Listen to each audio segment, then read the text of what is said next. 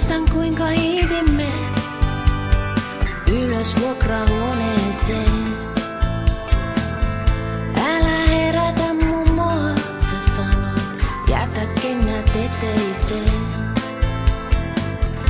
Ja sä keitit meille teetä itämaisen tapaan.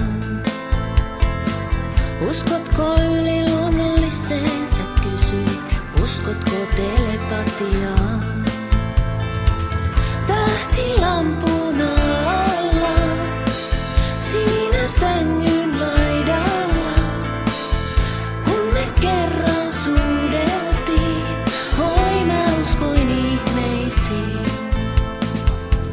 Kuuntelimme viestejä radion kohinasta ja koitimme siirtää pöytää ajatuksen voimalla.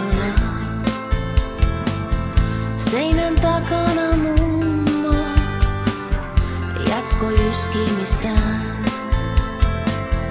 Meillä oli yliaisti, hän ei kuullut yhtään mitään. Tähtilampun alla, siinä sängyn laidalla, kun me kerran suudeltiin, oi mä uskoin ihmeisiin.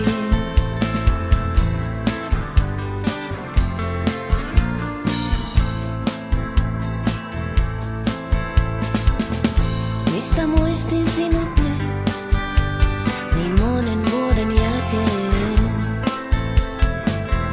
Käsi voiteesi tuoksun, kai tunsin jostain leijailleen. Vai tapahtuiko kenties jotain elämää suurempaa? Muistatko kun leikimme telepatiaa?